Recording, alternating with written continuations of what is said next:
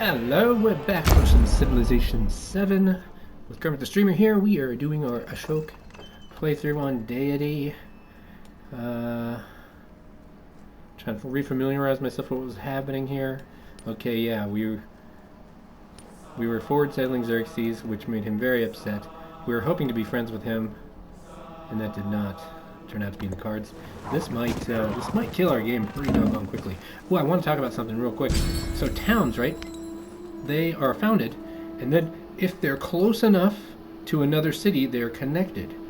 Now, one thing I don't understand about how connections work is, A, how far you have to be for them not to be connected, and then what happens if this city was just a little bit further, right, and it wasn't connected, and then I put another one right here? Would they then, by nature of the fact that this one would connect to this one, and then this one would connect to that one, would they then both be connected in my empire? I have no idea. I've had some situations before where I've had some towns that were far enough away that I could not share resources, and I'm trying to figure out exactly how that works. So if anybody knows, please leave me comments, because that would be great to just know that.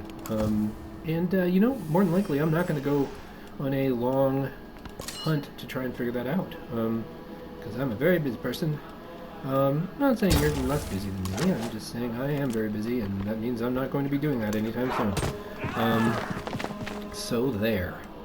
So if I figure it out, I'll make sure to let you know. But if you already know it, why not just tell me? That'd be great. Yeah, thanks. Yeah. So that's all I gotta say about that. What the heck killed this guy anyway? He got completely massacred. I saw it happening, but I didn't really register what was going on. But he got demolished by something. Let's see, we kind of do really need gold right now, and I don't think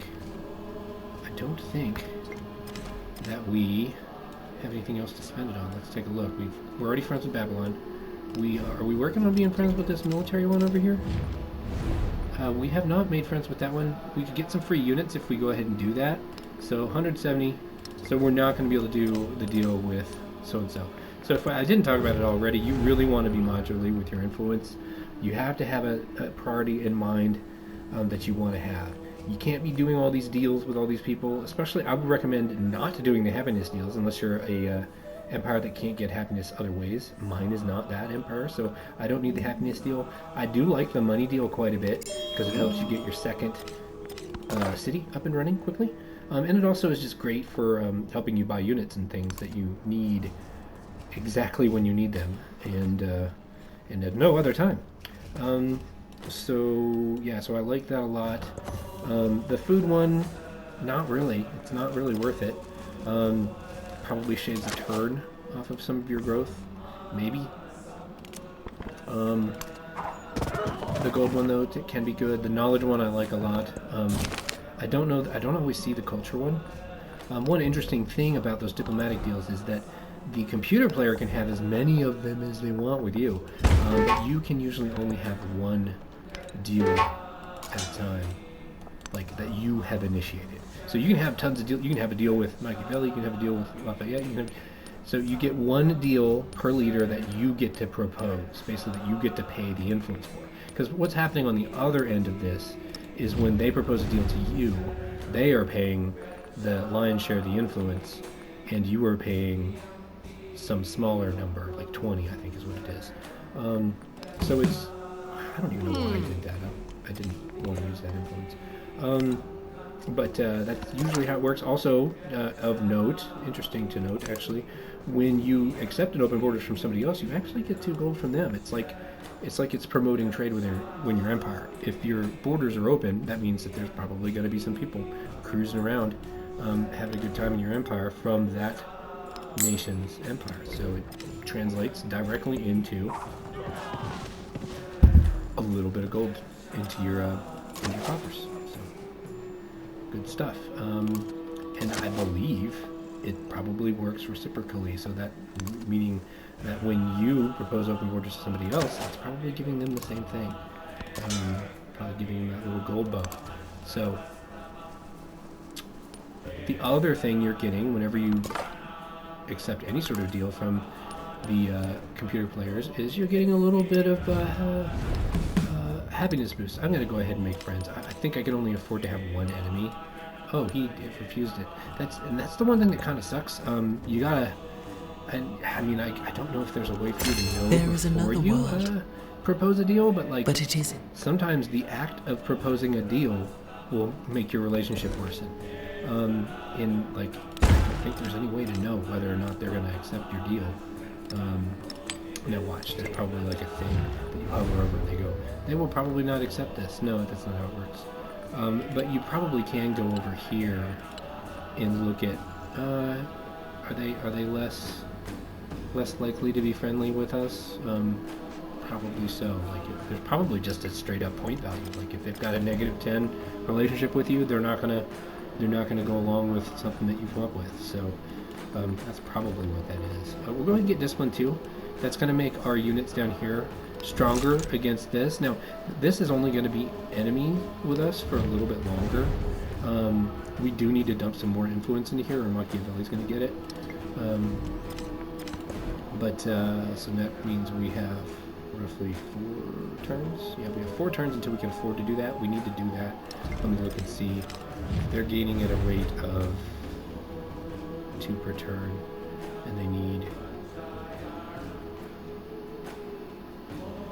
Oh, so they need 22 turns to get there. We need 27. If we add 100 in,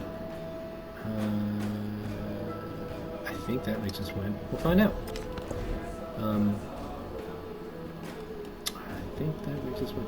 So we're going to go ahead and do 1 settler past our settlement limit, because we do have irrigation coming, which is going to give us... So by the time this settler's finished, and by the time we've sent it off on its merry way to go settle, we will have 4 in our settlement limit, so we'll be just fine there. So one thing I do want to talk about is a good reason to kind of stay under your settlement limit, or right at your settlement limit, is because you're going to have game occurrences where you occasionally take over someone else's city. Or let's say I'm really good friends with this science city-state and I want to absorb them into my empire, just because it's going to make life so much better if I grab this territory in addition to the territory that I already own. Then you're going to be able to go in there and you're going to be able to convert them. City-state incorporate costs a lot of influence, but you'll be able to incorporate them as a town into your empire. I believe it's as a town anyway. I would want to check that to be sure, but I think they come in as a town. And then that might put you over your settlement limit. So you gotta be mindful of that. Oh, look, we already built another. I didn't remember that we had already built another settler over here. So that being the case, I don't think we've actually put any hammers into that yet. So that's good. We'll go ahead and take a break to build a monument now. Gives us a couple things. Gives us 2 more culture, which will generally shave a turn or 2 off of cultural things that we're trying to study. Let's go ahead and try to promote the new Janie town. We need this to become a city. And also just making it bigger will help. Yeah, will help quite a bit. We've already got our army kind of focused there, our small army that we have. What precious few forces that we have in our possession. We're bringing a warrior down here too. I'm wondering if we could go ahead and start being aggressive. I do think we need at least 1 or 2 more units before that's actually going to really be a thing. But we probably want to actually raise this city if we can, because it's competing with territory with Eugenie here. But we probably will gladly take Shusha? That looks like a very strange word that I don't know how to pronounce. I'm going to go with Shusha.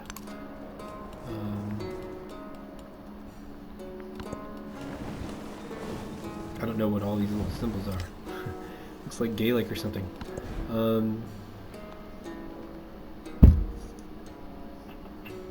I never build this, and I don't think now's a good time to either. So let's make some more military units, because I think we do want to go ahead and try to make some trouble with Xerxes over here. I just feel like if we do, and it goes well, it'll put us in snowball zone. And we shall then inherit the earth. We shall most certainly inherit the earth. So to that end, we are really going to lean into that. We're going to spend our gold on it. One of the things here, one of my rationales is that if we can grab this other city, even if it puts us over our settlement limit, more hammers when they're towns and things is gold. Even if we're destroying this, we'll get some extra gold while we're destroying it, at the cost of some happiness. That is a real cost. But then that will pave the way for us to be able to take Shusha here, which we do want. Mostly the reason I want Shusha over there is because they have camels. You really should get one camel at least, because that's one of the things that allows you to expand the number of resources you can have in your capital. And basically, for the first, some odd turns of the game, probably about 60 turns of the game, your capital is your factory. It's your powerhouse. It needs all the things because it's your only production line. Now you can buy things in your other cities like I've done here. So it's not 100% accurate to say it's your only production line, because you can use other resources to make things happen. Like, I think I got a free warrior, with a narrative event. This warrior came from a narrative event. So you've got lots of little ways to kind of expand your production capability incidentally, but you don't really have a lot happening in your empire at this stage of the game. And so basically, it's just about grabbing territory. It's about expanding everything you can along all the axes that you can to get more gold, hammers, science, culture, food, because a lot of your food will end up going back to your capital as well in the early, first 60 turns or so. And let's just keep on pumping out warriors. Now, there's a thing that I should be able to do where I try to reinforce my army. I don't quite understand how or why that doesn't sometimes work the way you expect it to. That's another thing somebody could explain to me. I would be super thrilled. Sometimes you get this ability with, it's probably because I wasn't in my own borders. I'm guessing that's what it was. Okay, so I'll explain this again in a minute when I step my guy back into my territory. We're going to go assault because that's what we're wanting to do. We're wanting to kick some tail. So yeah, we're going to go back and we're going to talk about reinforcing armies. So I can walk this guy turn by turn down to my general. Or I can click this Add to Army button. Now the funny thing about that Add to Army button is you have to have an army first. Nope. I don't know why, why can't I... Oh, there it is. Add to army is for when it's next to you. Reinforce armies for when it's far away. So what's going to happen here is instead of me taking each turn and slowly walking this guy over there, he basically is going to take an automatic trip over there. He's in La La Land while that's happening. And I'm guessing I can't do reinforce this guy because he didn't start. We're going to put him back in the city just to see. But that's just a way to get your guys moved across your empire without having... I don't know that it takes a turn less, but it definitely does make it to where you don't have to manage it. You don't have to micromanage it. You're not spending your turn doing a thing that you wanted to do anyway. The downside to it, I believe, is that you have no way to cancel that movement. So if you're on your way and all of a sudden you get raided by barbarians halfway along the way, you could respond to that raid if you had your guy on the terrain moving. But if it's on its way to reinforce your army, it's committed, it's going to go do its thing. You don't really have anything else you can do. So he's got his actual turn yet, so that's why I can't move yet. So yeah, I'd say that's the downside of doing that. Reinforce action is if your plan changes for some reason, it becomes a bad idea to do the thing that you were going to do. Then you don't get to do that. You can't do it. Get out of there. Man. Try to get that general level up a little bit.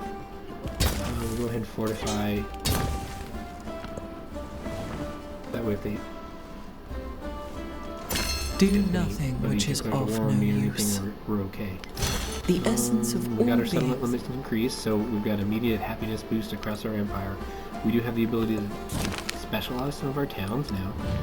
We'll talk a little bit about that. I've probably talked about it before, but I'm going to talk about it again just in case this is your first time watching something on Civ 7 and you had questions, because there's a lot of kind of confusing things about how specializing works. People tend to have a difficult time with some very basic concepts that the game does actually tell you, but it also misleads you a little bit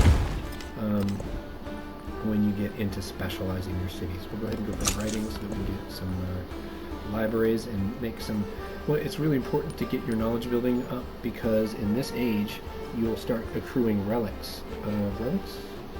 Great works of some kind. What are they? Great works. You'll start getting them. Codices. Codices. That's what they call it.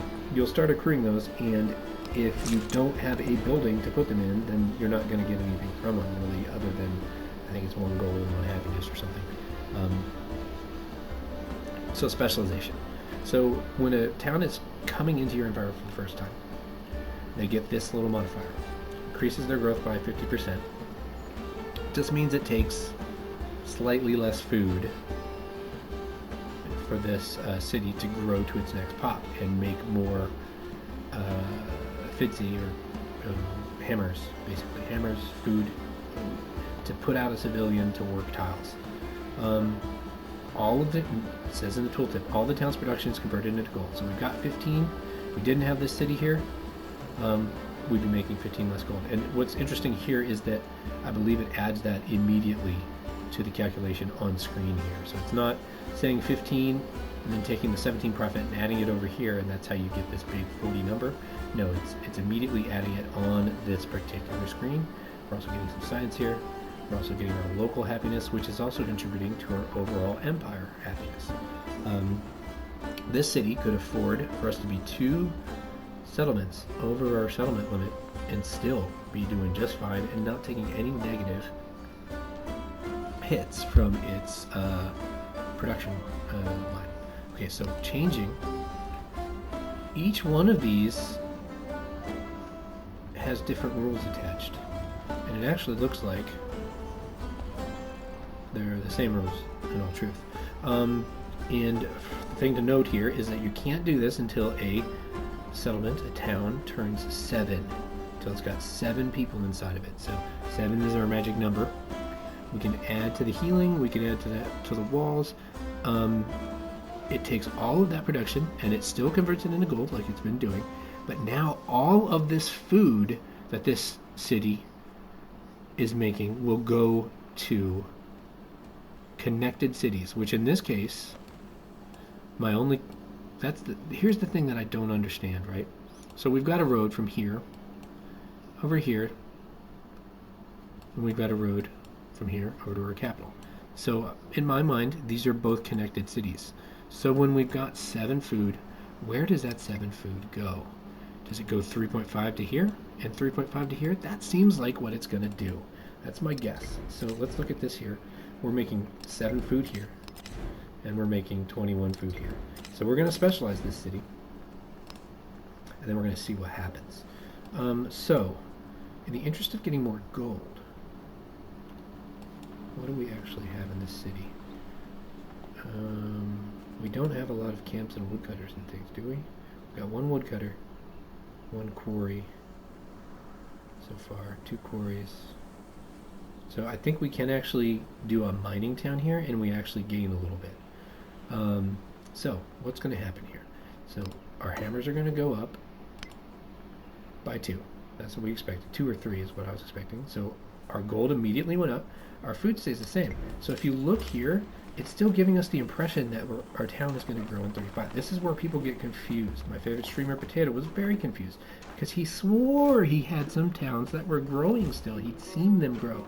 Now, I think the answer to that riddle is that if a town is not connected and it has no connected town to send its food to, well, then it's still going to grow just fine because it has nowhere to send its food to. But this town, see, it's connected to some other cities. Where does the food go? So we were producing 7 here.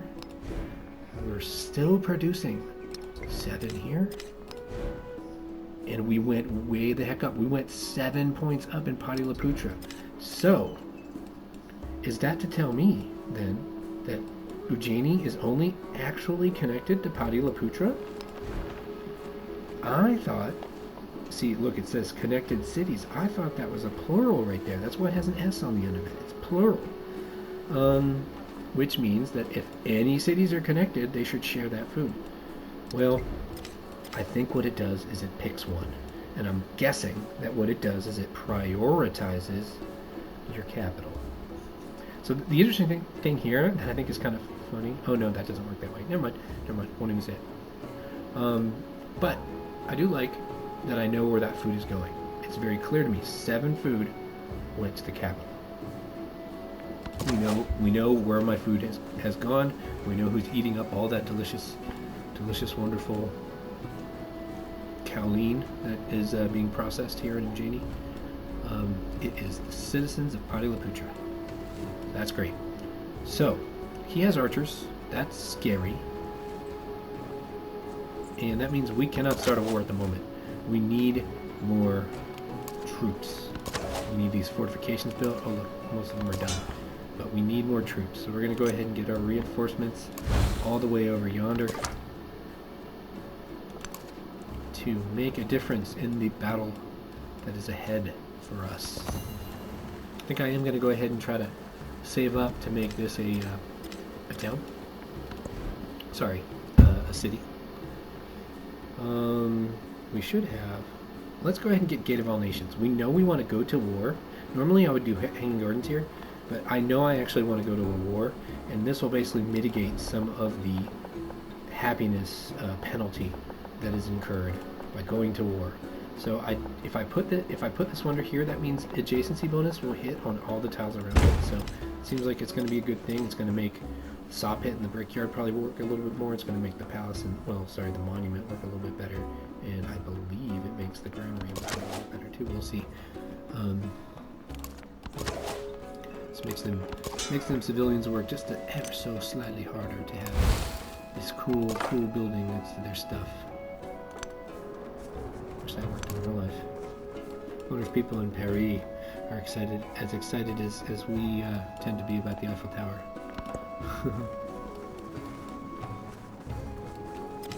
The other thing that could be going on here is that they don't send food to cities that are growing towns, to towns that are growing towns. Maybe they would share the resources. I'm going to check in on that once this turns 7. I'll check in to see if maybe the food has been subdivided in some way.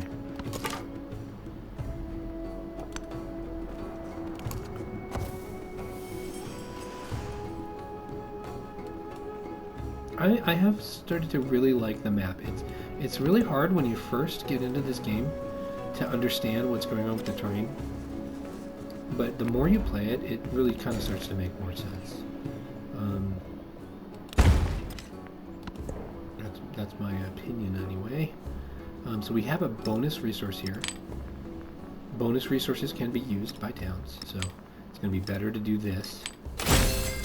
We also get a little milestone here. That's for assigning all 7 of our slots. Basically, you get that every time you get up to 7 resources in a game of Civilization. It gives you a little bit of a bump. And that's a legacy.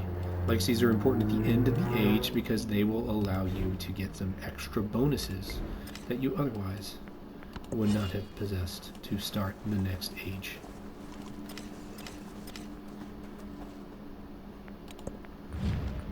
So we don't really care about cities or city happiness. We've got loads of it. So we would like some free influence, please. We'll give you some happiness for it, but that's okay.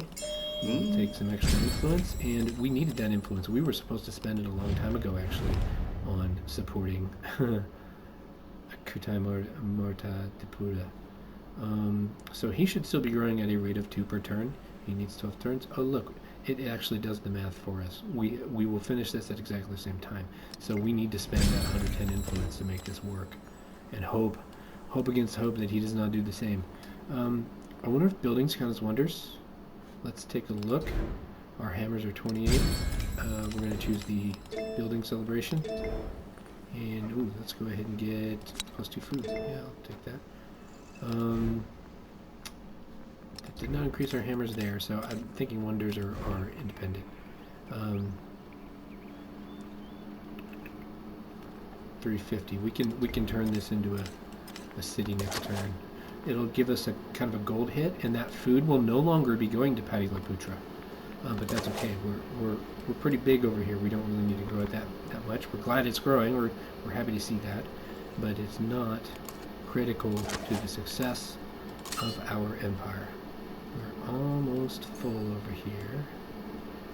Let's go ahead and throw him in there too. So what we're going to do is we're probably about to start that thing. About to kick it off. Oh no! Somebody killed our city-state that we were fighting for. Yeah, so we lost all of that influence, and so did Machiavelli, for that matter. And that's unfortunate. We were kind of depending on getting an extra unit from that. Well, now that opens up the chance for us to free Megiddo. I've said it before, but my favorite city-states are, generally speaking, the gold ones in this era, at least. I'd say it's either gold and culture that are the most valuable, followed by science. And depending on what your game state is, sometimes the military ones can be worth more. It also depends where they're positioned, too. It really does. 439. Oh yeah, we forgot we were going to do this thing. Convert that to a city. Now it has its own production line. The food is now not being shared. It is now being hoarded here, where it should be. And now we can go ahead and make a brickyard. Population balance. We'll take banners. So we'll grow the city. This is just going to allow us to keep a steady stream of military units in the fray against Xerxes. And now we have a separate city. The reason why that's good is because this doubles in effect. Our gypsum now produces double the amount of hammers that it did before. And all we had to do to make that happen was assign it to a non-capital city. So, very happy with that. As Eugenie grows, it'll get more slots, and then we will be putting more gypsum into it. Just for putting those hammers, or just for putting that resource in a different spot, it is now producing twice as much. That is a good thing. It's going to help us do everything we need to do faster. It's going to help us build our brickyard faster, which is going to almost double our production as well. It's just all good things all around.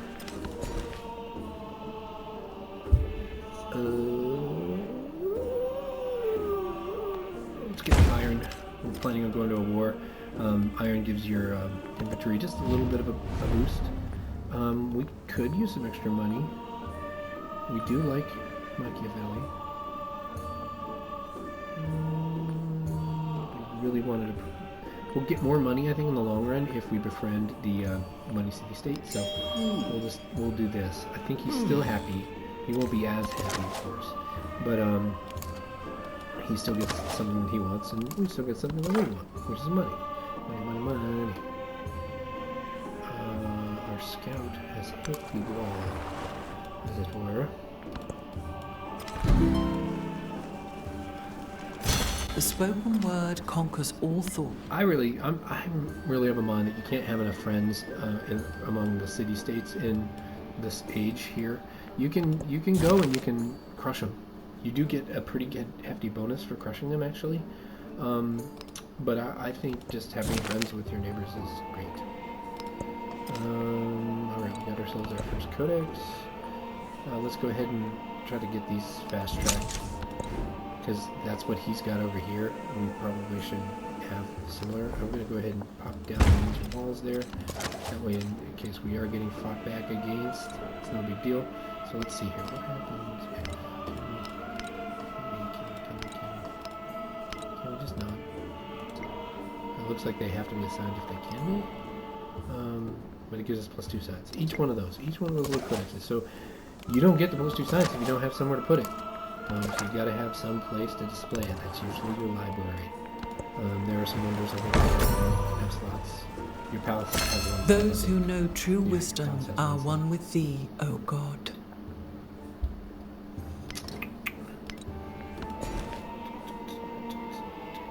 Let's go for that Caroline over there.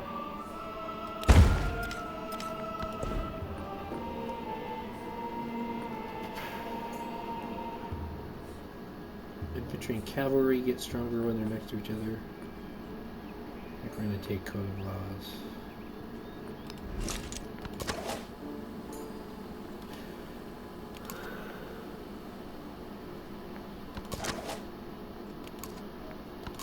We're almost ready to start that war, I think.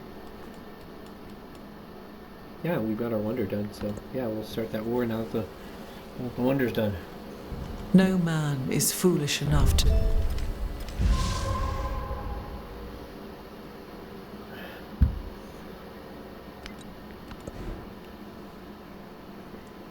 So we can make a special quarter if we make both a Dharamshala and a Vihara in the same place. Keep that in mind. With that in mind, actually, we're going to do the thing that the game would like us to do. I usually don't pay close enough attention to remember to do it, so we're going to do it this game, see if it's good. We want hammers, hammers, hammers. Give us as many hammers as we can. 4. That seems like a good number. It is bigger than 3. Let's go ahead and build our altar.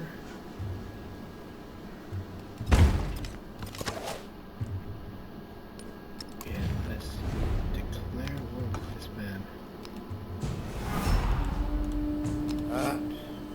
So we can do this thing where we trap all our forces out. La la. We can attack.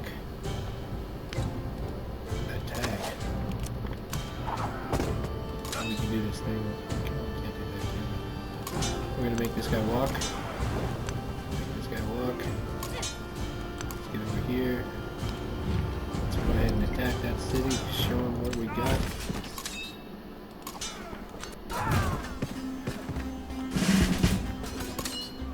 He pulled his archers out. I wonder if somebody was giving him a hard time somewhere else. We've got a lot of infantry in it, so we're going to check the infantry. Bonus the infantry buff.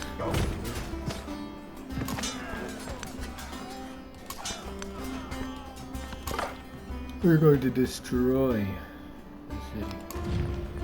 Notice? Yeah. I need a place to flee this scout so it doesn't get blown up.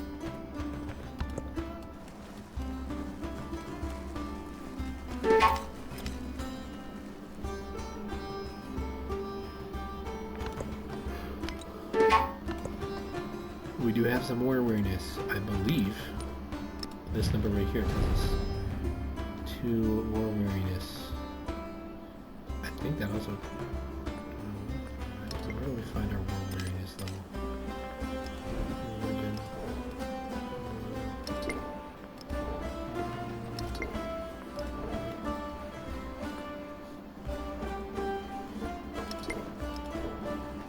Tells you how soon you get your thing, your happiness celebration.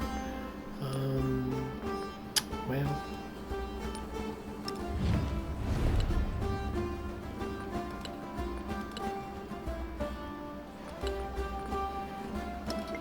I feel like this number is usually in red. No war weariness. Oh, look at that. No war weariness is being caused by this war. Okay. Yeah, you look around and point at things for long enough, and eventually you get an answer. How about that? Can we? I want to plunder that. Oh, it's probably not an active trader yet. Yes, we got 3 settlements with a navigable river. Very good. We're going to raise that city. Now, it stays in your empire and contributes to your settlement limit for as long as it has people. Right now, we're going to go ahead and gradually kill the people there. I don't know if that makes people like us or not like us. I would assume it makes us very unfriendly. War support, that just guarantees that we're not getting negative happiness if we start to be aggressive towards our neighbors.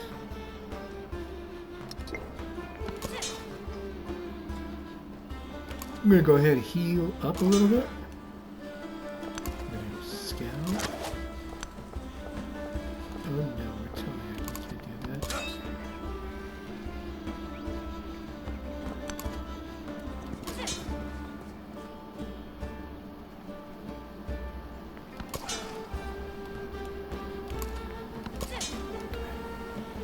Oh, you know what I must do? I must make coffee. I'm feeling very sleepy at the moment. Let's take a little breather here. I'm gonna go ahead and just leave it running, so you can enjoy this nice, lovely music while I go make some coffee.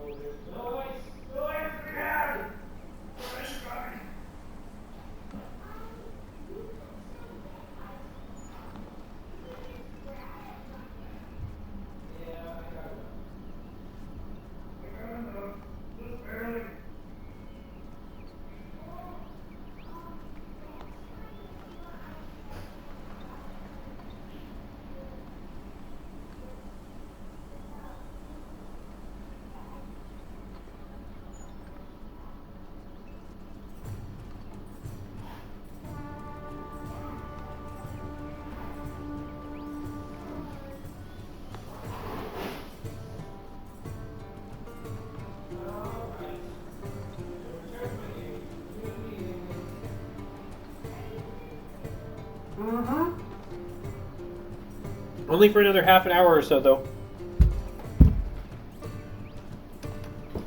Let's check. Yeah, about a half an hour. 20 minutes is probably when I'd really like to quit it. So we made our Dharamshala. We can make a Vihara and stick it right there, and then we'll have our special quarter.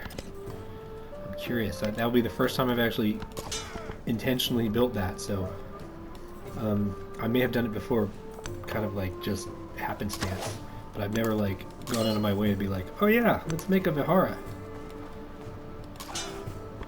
Yeah, I guess we can't plunder that until it becomes a caravan or whatever. is probably a good thing. That is a...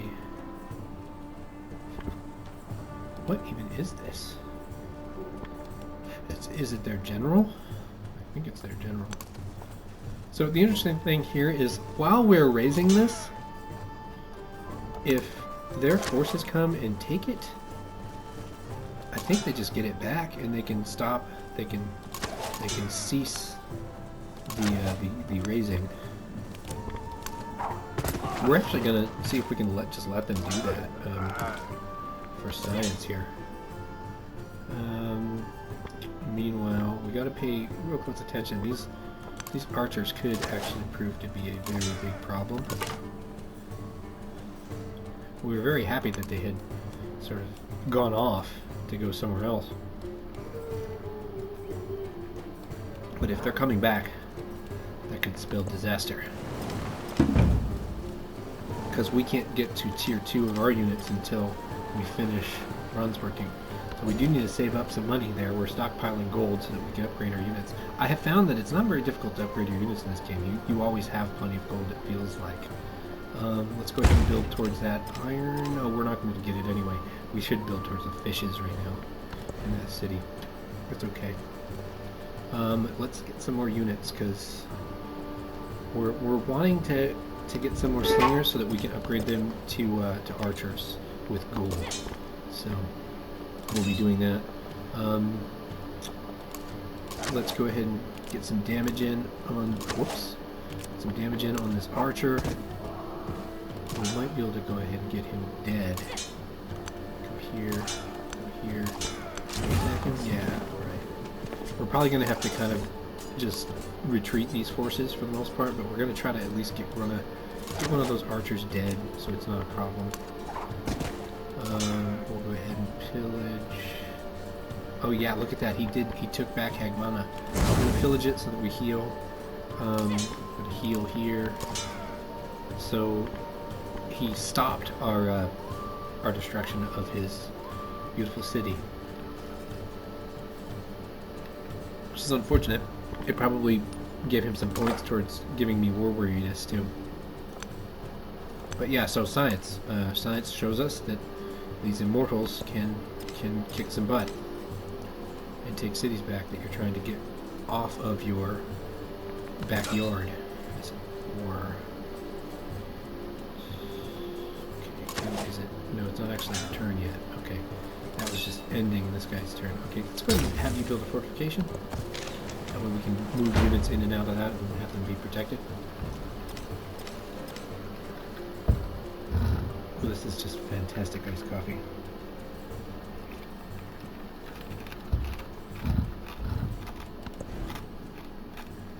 I'm going to expand out our walls. I don't believe I've gotten in an early game war with Xerxes before. Seems like these immortal units are pretty formidable. We need another commander. Although every time I've built a second commander, it's like completely drained my economy. I think there's some real heavy penalties for your second commander. Like the second one's more expensive than the first. I think. I don't know. I don't. Is there a place where you go to find out how much your units cost? Because I know there is. Oh, look at this number of units. They're costing us nothing, probably because they're tier 1. Tier 1 units are probably free.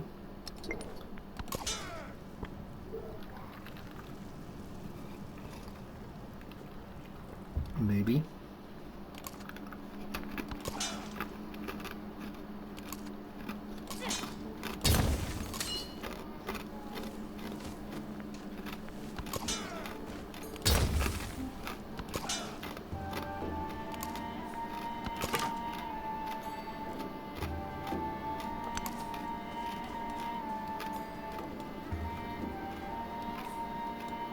Got a boatload of gold. Let's go ahead and build a brickyard. Are we big enough? No, we're not quite big enough to specialize yet. Is it gonna let us? Okay, yeah. This only happens once you're 7. Look, he's 6. He's not big enough yet. Where is our other city anyway? Oh, it's all the way down here. Oh, Kosambi. I forgot about Kosambi. That's right.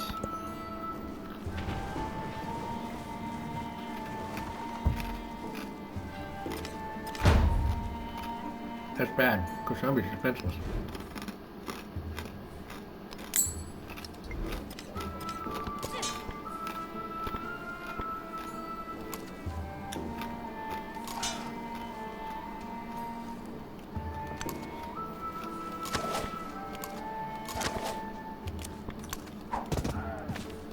Mortals may be good, but I don't think they can handle wiping out city defenses on their own. Let's go ahead and move this guy and then strike.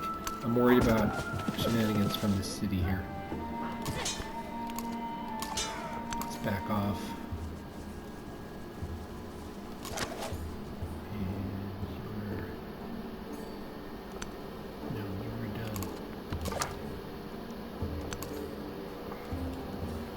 Go ahead and make friends with Megado. Get us some more gold, which I do think we are in desperate need of. What did we lose? A warrior was destroyed by an archer. That's a problem. Beasts of clay. I thought they said breasts of clay. I was like, alright! We don't care about celebrations. Let's get 150 culture. That's the equivalent of 6 turns of cultural output that we just got from one little thing.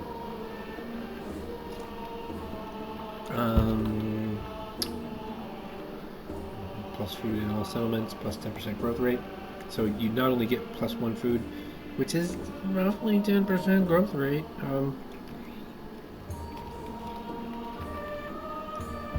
The extra expansion is attribute points pretty good too.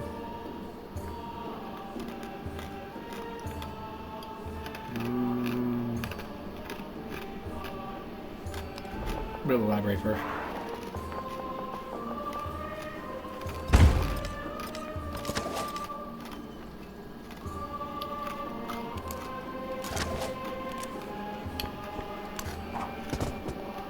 I think we were actually in a tough spot here with this war. We definitely are going to need to actually take Hagmatana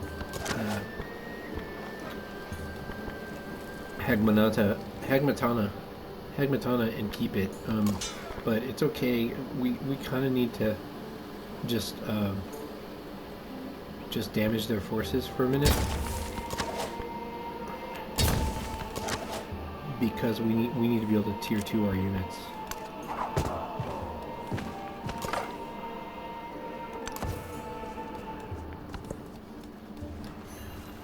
Because they're basically tier 2.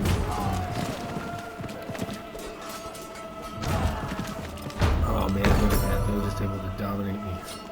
An eye for an eye.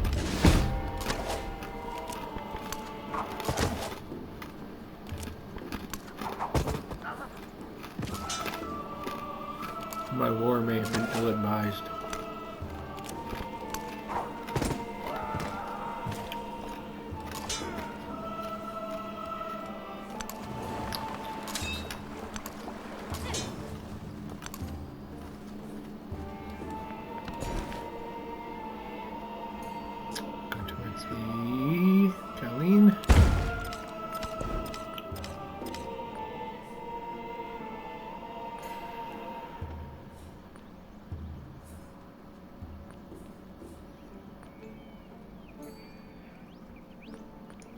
Public life will allow us a little bit of a defensive bonus.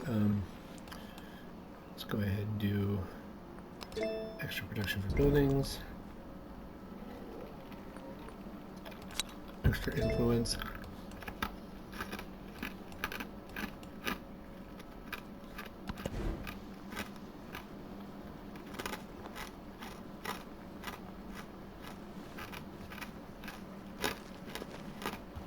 What pyramids do for us?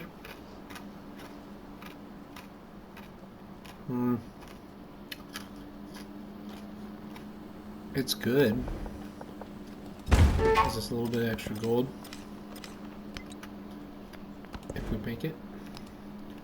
What do we want here? Probably another mining town.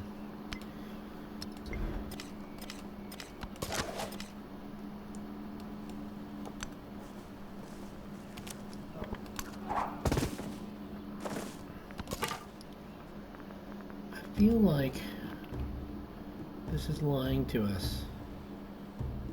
I think we are costing. What's our -5? Building maintenance?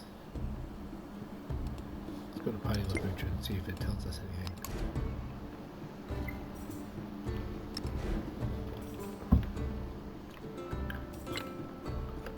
So building maintenance is okay.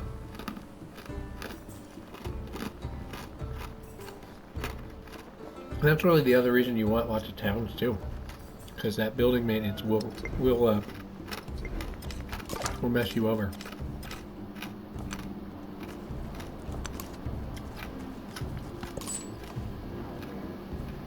Okay.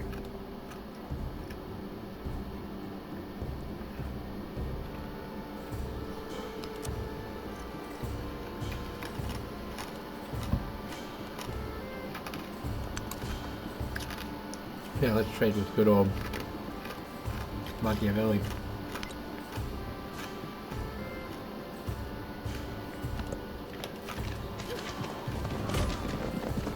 Yeah, we're getting just destroyed in that war. Oh, and it's just going to continue. This is not good at all.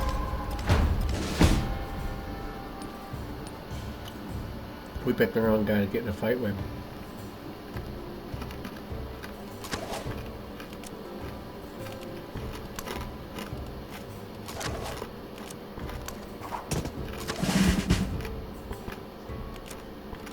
We're gonna lose this slinger.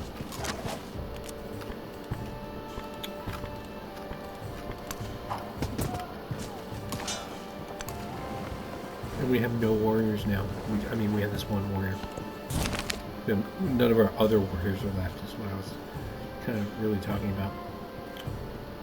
Yeah, let's get that diplomatic attribute point by getting an extra, getting 20 people in our capital.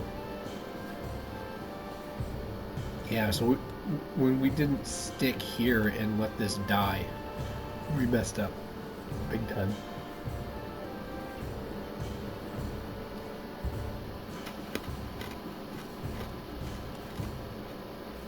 I kind of don't even want to build more warriors right now.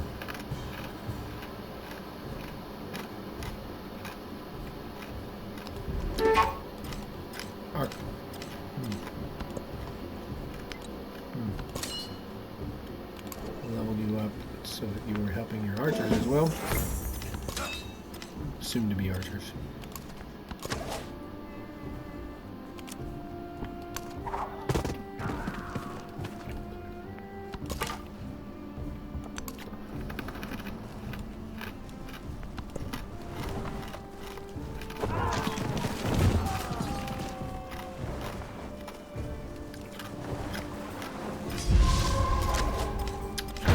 Run this guy back into the city. Behind those walls, he should do just fine. Oh dear. Can we put him in there? No. Alright. Go ahead and have him swing then.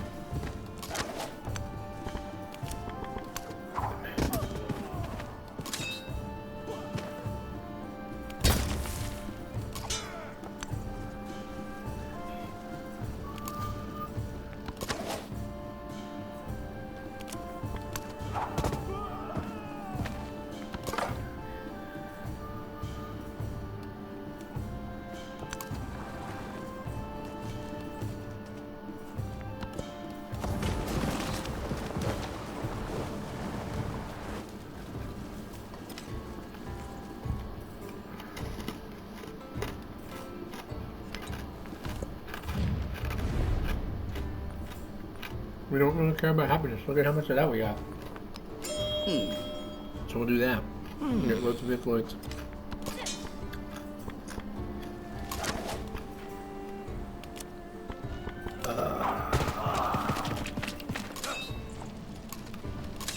Did they Kill? Yeah, they killed Altar. This is not good. I probably should have kept my guy in the fortification from the city walls, but...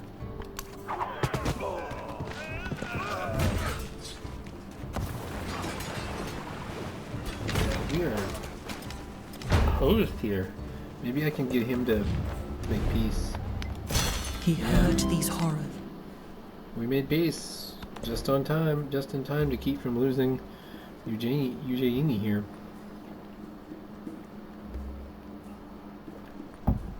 Well, that didn't go well. Get Brown's working too. Even though that didn't do well, I think it's a thing that we need to be gearing up for. All we're doing right now is buying time to tier up our units. That's one thing, if you haven't noticed this, in order to upgrade your units, you actually have to pull out this little tab here. This is very annoying. It needs to be down here somewhere. Like, this little plus here, that would be a great place to put it. I don't know. Very big mistake. It took me forever to realize that was how you upgraded your units in this game. Ooh, curious about this. Now that they're tier 2, oh look at that, they have an upkeep now. So tier 2 units is when they start to matter. That's why that works that way. That makes a lot more sense now.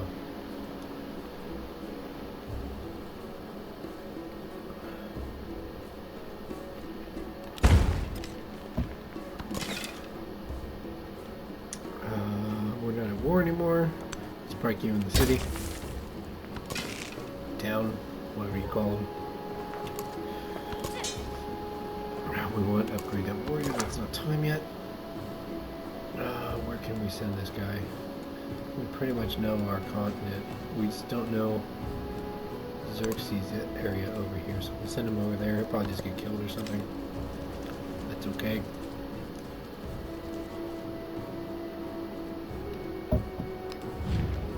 Coffee's not very strong, but it was delicious.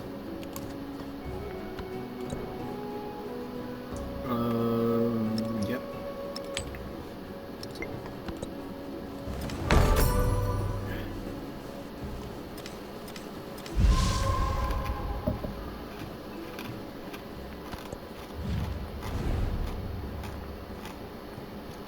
Extra gold seems like a very good idea.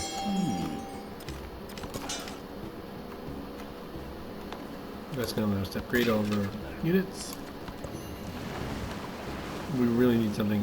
When we resume hostilities with Xerxes, we are going to need to have some better equipment, basically.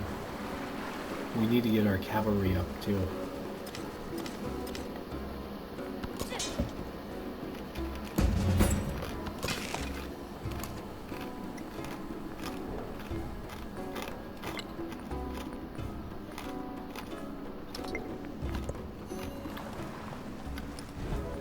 To see when we get the soldiers policy for reduced maintenance on units. Okay, so let's get our productions going better here because we're going to need it to be a big time factory. Jamming out more units. Try that again.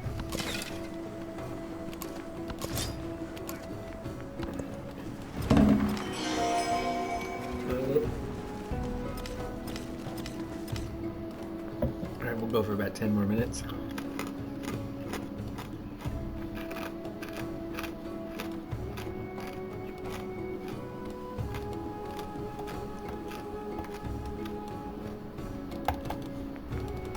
What's going on here? Oh, it's because I did the thing.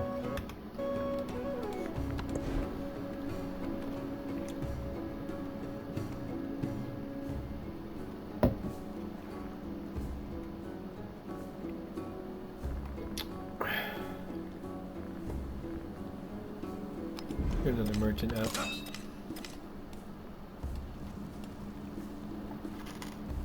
Okay, so we built our second army commander.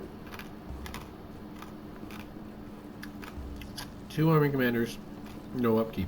Interesting. So what's probably happened in my games is I have gotten my second commander right around the time that I started upgrading my units to tier 2 units. So my maintenance did go up, but it wasn't because of what I thought it was.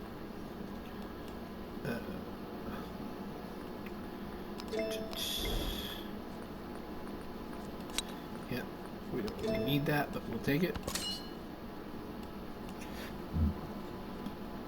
Get down there.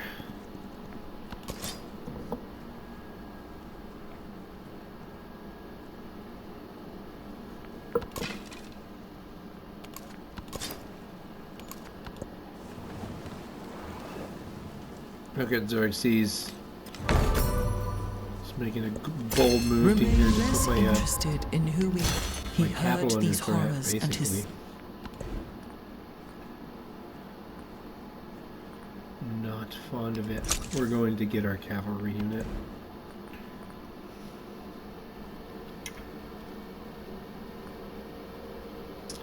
Entertainment's pretty cool. Gives you that another settlement limit. Another happiness building too, which kind of gives you a soft increase to your settlement limit. We want to get knowledge right now so that we can get our cavalry unit, so we're going to prioritize the libraries and special quarters that we can make. Wine would be good, silk would be good.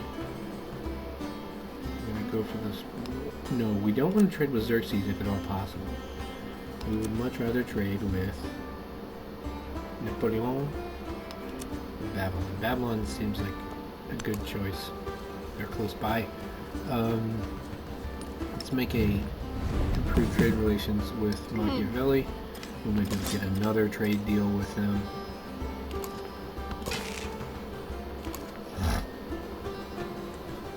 Sheesh, we need more units. Did he make a town over here? Is that what's going on? What is that? It's like all weird. Is it just this guy's hanging out? What's going on there? It makes me nervous. We want more science. We're going for that special quarter, so we'll probably stick that here.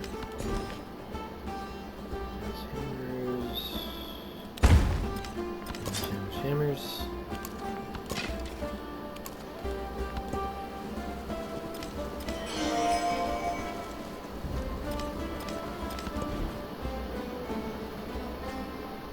Oracle, what do you do? Don't care. Merchant. One more merchant, and then we will be getting back to the army building. When we do merchants, what do we get? I would like to know what exactly they're doing for us. Find that out.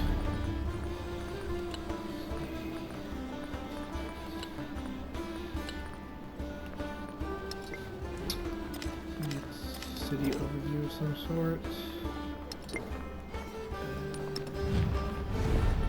That's where it is. Here we go. Specialists. Other yields.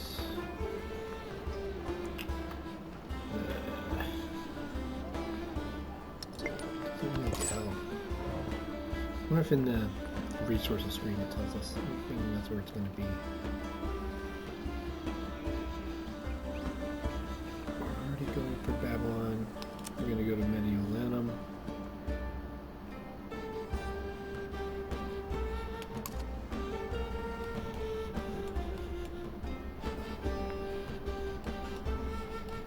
Wait a minute. Can I do that right then and there? Have I been doing this completely wrong? The answer's probably yes. Okay, food is less important than hammers, so I'll pop that in there. So what I was going to look at was, it tells us, it tells us where it comes from. origin, Babylon. So, Babylon's somebody else's city. Samapa is somebody else. No, Samapa's mine.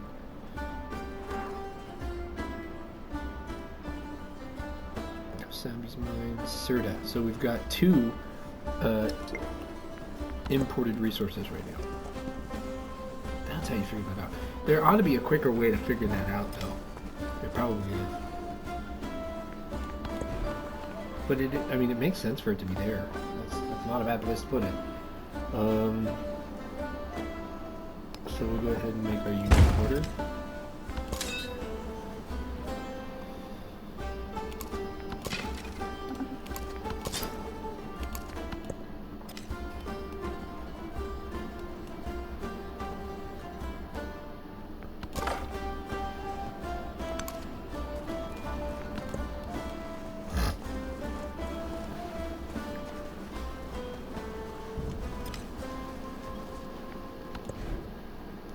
Shusha's a little bit difficult to strike, actually.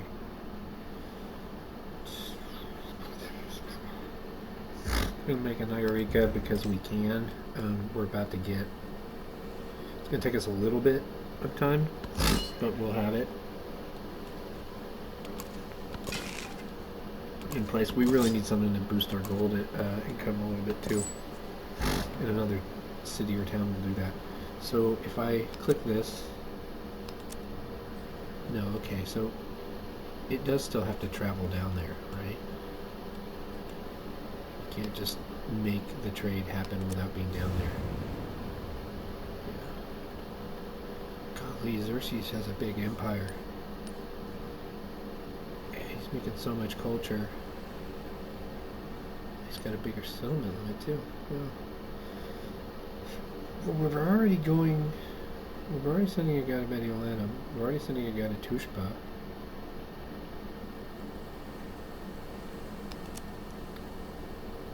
Do we just go ahead and send something over here? Tushpa here? I think that's what we do.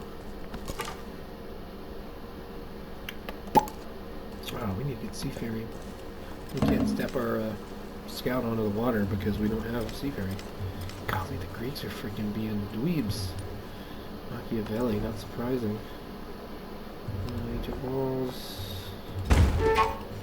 Sure. Influence squander when hoarded. Oh no. Let's do something with our influence.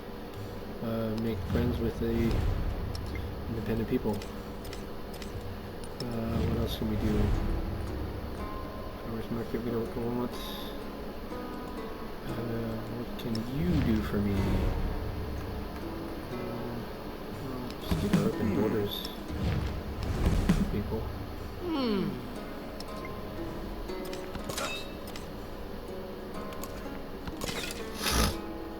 Well, what can we do with our money here? Is an archer.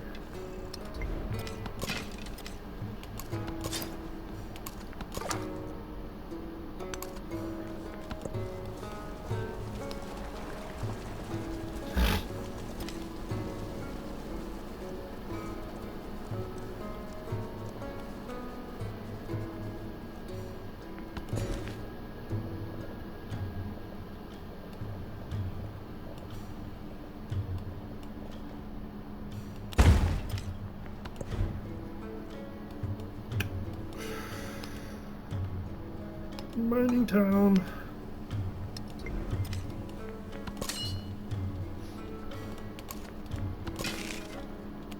Good question here.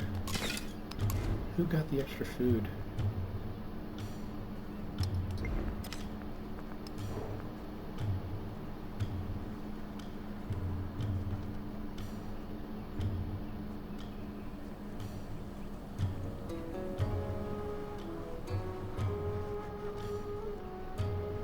It was the capital again. Pilaputra's getting 12 food from somewhere else. 9.8 here.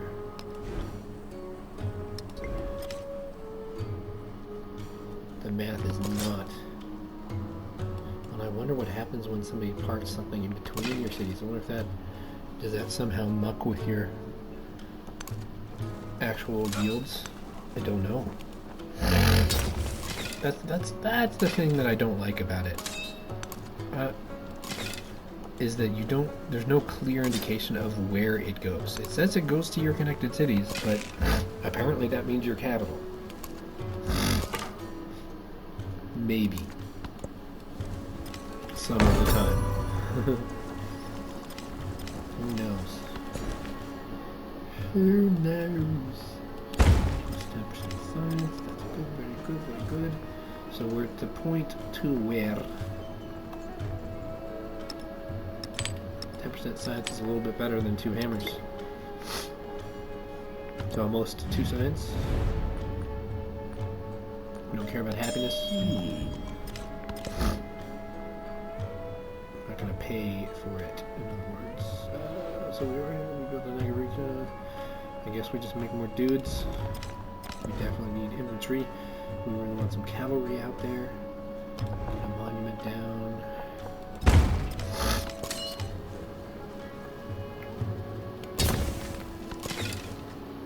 I feel like we've been here before, gearing up for a war, and then not having it go well for us. Yeah, we can get all this jade up here. If we settle here, we actually can get the leather too. Leather's a really good resource. It's, I think, straight 4 hammers, 3 hammers. Break production. Hides is what that is, not leather. I mean, that is kind of, yeah, it's still what hides are. That works. Can we get the fish even? I guess maybe if we go this route. 1, 2, 3. We can't actually get the fish.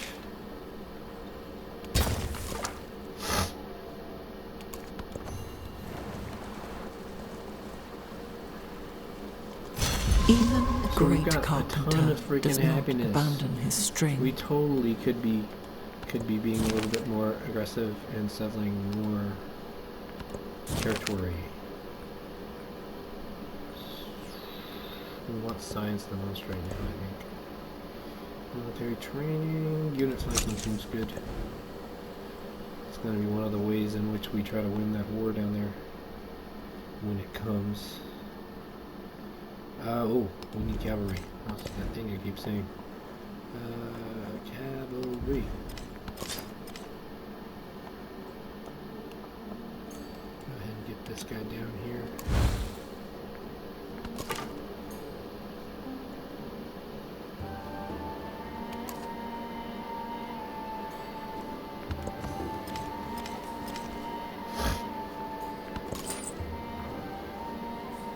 Make the trade.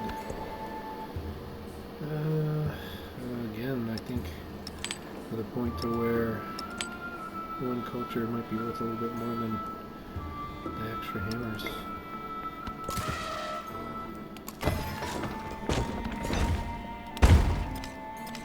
Gold, the plus 15% gold is not really worth it, I don't think.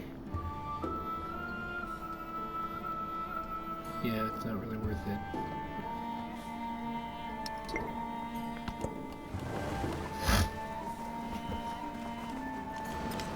It's good to have it in our empire, though. Ooh, one thing I do want to cover, real quick as well. Yeah, we want this. What I want to cover is what happens when you've got too many city resources. They sit over here, and guess what? They don't do the thing that they're really good at, which is, you know, adding the +2 production to capital or +4. But they do when they're unassigned. It's not like they're nothings. They're not nothing burgers. You're still getting 1 happiness and 1 gold from them. So they're functioning in a sense like luxury items.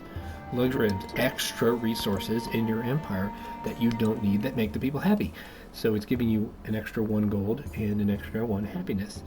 So that's yet another way in which over-expanding is actually really good for you, because if you're over-expanding, it means you're grabbing up more resources. You're grabbing so many resources, in fact, that you can't assign them to all your cities, so you're getting bonus happiness. So it all comes back around full circle to where we should probably be settling at least 2 over our city limit all the time. May as well do that. It's super important. More cavalry. Probably need to make a ballista too at some point. Like right now. So now, that thing that makes the infantry and cavalry worked well together is going to become a thing that gives us just a nice little incidental bump to our overall military might.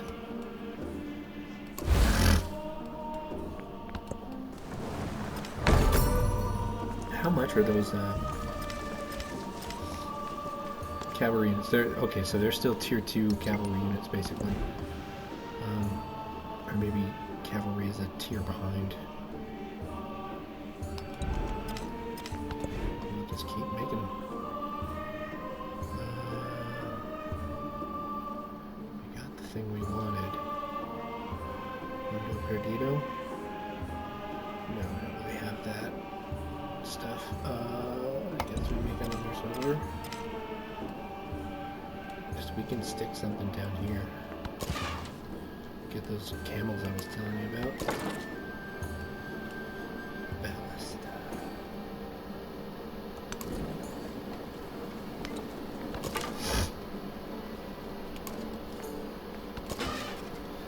Xerxes.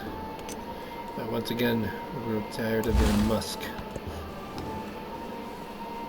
I really should probably be focusing in on Niccolo Machiavelli here, who's trying to plant his people just flat inside my empire.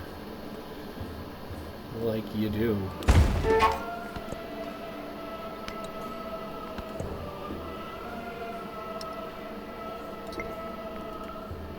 We can go ahead and turn another one of our cities into or one of our towns into a city, and I think we should. It's just going to be very expensive to do it here. Make a saw pit. Stick it here. Make a brickyard. Go right here with that.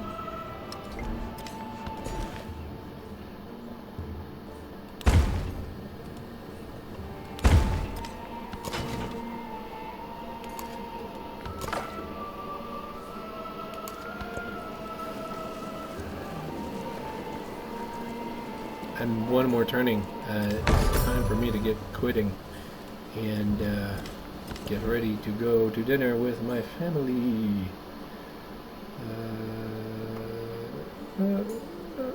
Make a garden because it's cheap.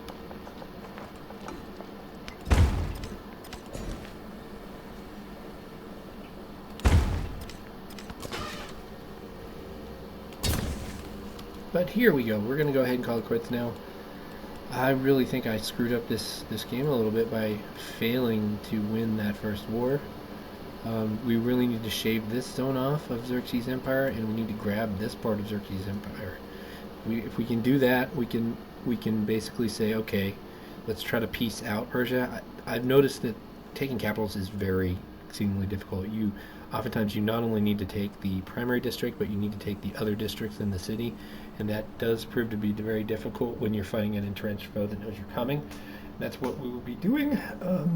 So what we'd probably do is we'd try to piece him out, and then we would deal with this. Basically, this is going to be easier to deal with, I think, once we get into the next age. We probably should have gotten our own city here for these camels, or we should have gotten our own city over here for these camels. Both camels would have been nice, but one would do just fine. But the fact, and these camels too, geez, the fact that the AI has come in there and basically kind of stolen that from us, well, I mean, it's kind of our fault for not doing the same. We should have really stuck to our guns and settled like crazy. That's it. This is Kermit the Streamer. Make sure to like and subscribe, and tell me some of the things that I don't know the answer to about how connected cities work. If you know, I'll take your input. Thank you. Have a great day.